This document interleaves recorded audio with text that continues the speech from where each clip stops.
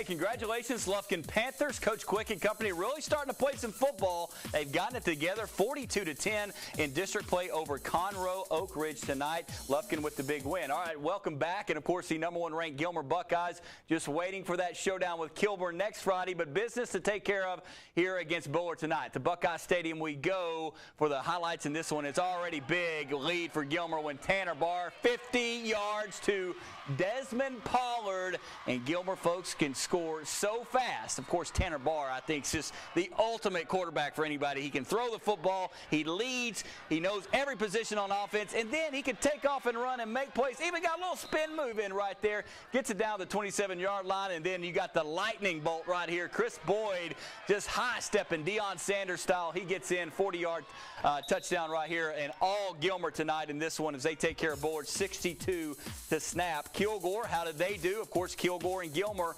playing next Friday night. Going to be huge. And Kilgore all over Henderson, 63-10, your final in that one. All right, final home game of the year for Chapel Hill, taking on Gladewater tonight, hoping to get that #3 seed as Nick Canagreer for the Gladewater Bears hits James Reese, so the Bears not quitting on Chapel Hill tonight.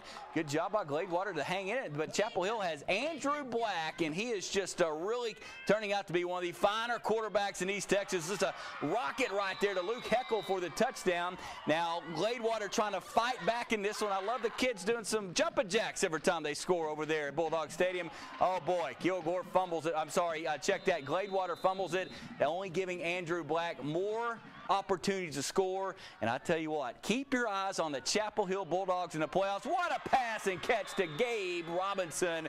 Bulldogs looking strong tonight, 51-19. As I mentioned, keep your eyes on the Bulldogs come playoff time. There's the Van Vandals. They're starting to make a run here, 55-10 over Maybank tonight. Let's go to the 3A scoreboard. Canton playing really well of late. Their quarterback is outstanding, 35-25, 49-7, number 7 Carthage just cruising along. They've already won their district championship. Rusk gets beat by Groesbeck tonight, 27-0. Palestine 32-13 over Mahia.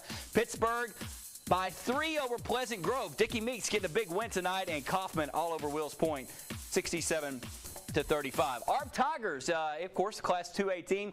A lot of sorting out for playoff spots, but ARP, they're in, but trying to get a good road win at Hawkins tonight. Never an easy place to play up at Low Ranch Field.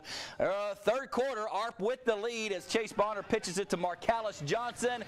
He just kind of looks around, finds his opening, spins out of trouble. Hawks just cannot take this young man down. Fights his way for the big 15-yard run, and then on 4th down, Coach Dale Irwin never afraid to go for it as Mr. Chase Bonner dives in for the 1st down, and then Bonner's going to go up top to Garrett Allen, and Garrett has got the touchdown, 33-0 at this point. ARP Tigers looking strong as they take care of Hawkins tonight, 40-0 the final in that one. Meanwhile, Union Grove needing a win badly at Winona to stay at the #4 spot in this one. Early on, Joe Marsh for Winona to Tyson Kinsey. And Tyson, I love the stiff arm right there. Probably got horse collar too, but he makes a nice little run out of it. This time, Carrion Cobb gets it from Marsh for the Winona Wildcats. He goes to the same side this time. Does he get in? Doesn't happen. Let's change the ball over to Union Grove, and Tristan Thompson looking over the middle, and what a catch by the big tight end. That is Mr. Youngblood. Great play right there. Then Garrett Gibson scores for Union Grove. How did this one turn out? Scotty, pop it up for us. Union Grove, congratulations, 34-6, your final score in this one. Plenty more highlights to come, including more in Class 2A, all your 2A final scores. And we've got Brook Hill and Grace. Big one over at Clyde Perkins. As always, there's our live Twitter feed right there. Scores, stats, pictures, videos galore. We're back in 2 minutes. Welcome back, everybody. And over at Harmony Eagle Land tonight, critical matchup with the Troop Tigers in town.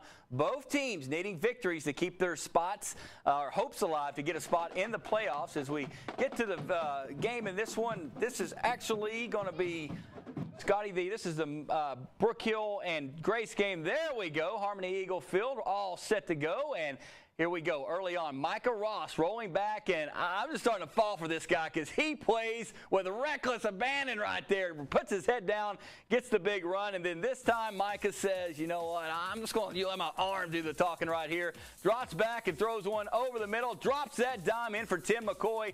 13-yard touchdown, 12-0 Eagles with the lead.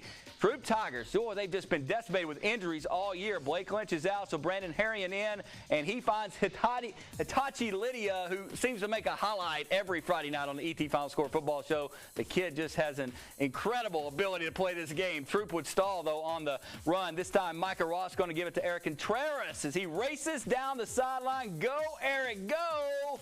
Does not get the touchdown, but a big 30-yard gain. Coach Alexander, he's fired up a few teams in his day. He says, guys, we have got to play better defense. But Micah Ross is going to go ahead and give it to his man, Jacob Lindsey. And the Harmony Eagles are looking good tonight. Troop in trouble. Final score, Harmony. Coach Russell gets the win, 25-7. How about Wascom? These guys, 8-0, just stomping people left and right way over there in Deep East Texas. And they did it again tonight to Ore City. 61-14.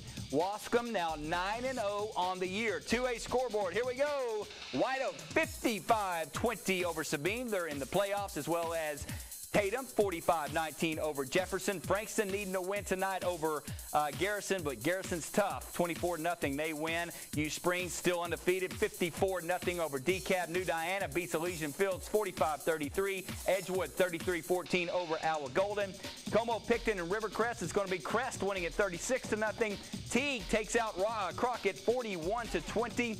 Elkhart beating up on Westwood tonight 55-21. Dangerfield, they beat up on a lot of people 35-6 over the easy win over Queen City there. New Boston 41-19. They're victorious. Grand Saline falls to Lone Oak 59-12.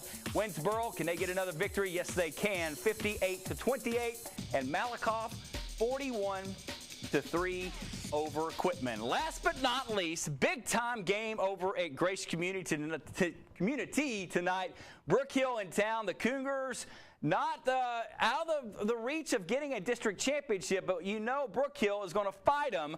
To the Clyde we go, the band leading out the Cougars, and then here comes the guard. Lots of intense stares going on at the early part of this game. Grant Hanks going to his super sophomore Seth Brazier right here. That would lead to a touchdown.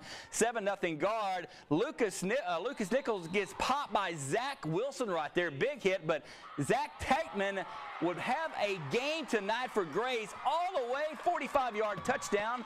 We are tied at 7.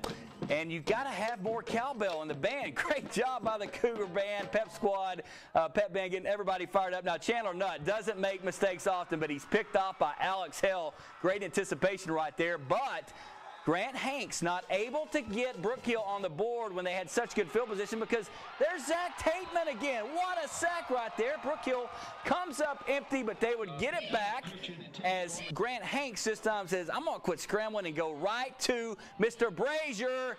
God does it every week. He's only a sophomore, folks. Big touchdown right there, 14-7. Luke Regan trying to get something going for the Cougars. Look how fast he is on that little read option. Cuts it back out to the left side. But Brook Hill's defense came to play tonight.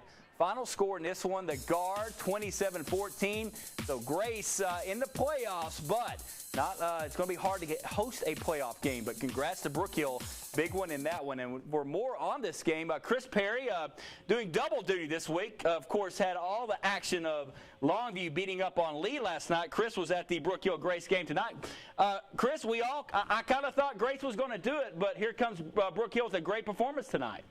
Yeah, it was a good game. And it came down to the second half with Brook Hill with Grant Hanks, who had a really good night with 3 touchdown passes. He hit 2 long ones, and that kind of broke Grace's back. Grace got a tough injury in the second half, but Johnny Spitzer was really running well for the Cougars and let him down to tie the ball game in the third quarter with a long run, and then got him in for the touchdown.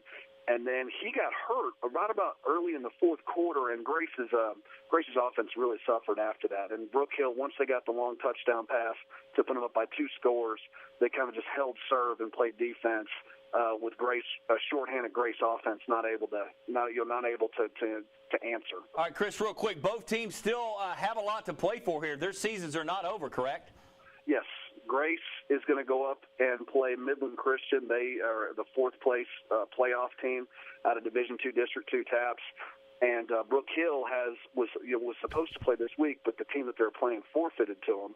So they kind of have an idle week that they'll be able to enjoy themselves and, try to rest up and get healthy and get ready for the playoffs as the third seed. All right, Chris, good job on both Lee, Longview, and Brook Hill Grace. Be careful tonight, my man. Let's go to the 1A scoreboard. TK Gorman falling to Dallas Christian tonight, 41-23. All Saints loses to Austin Stevens, 49-0. Big Sandy Carlisle hanging tight for that district title. They win 28-7.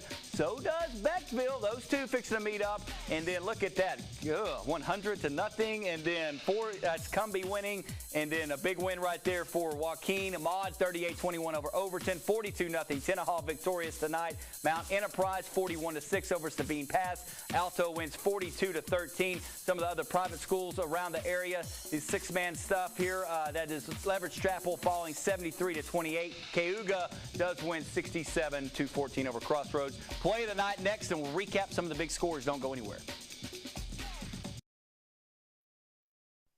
Play of the night, how about Lindale's Nathan Evans? This one comes right to him, and just an unbelievable way of getting in the end zone. It turned out to be critical because Lindale got a big win over Jacksonville tonight. All right, that is our play of the night. Let's check out some recaps here, Scotty. John Tyler, 37-14 over Nacogdoches. Also, White House winning tonight over Corsicana. White House, John Tyler next Friday. We'll be there live. And then Gilmer, 62-0.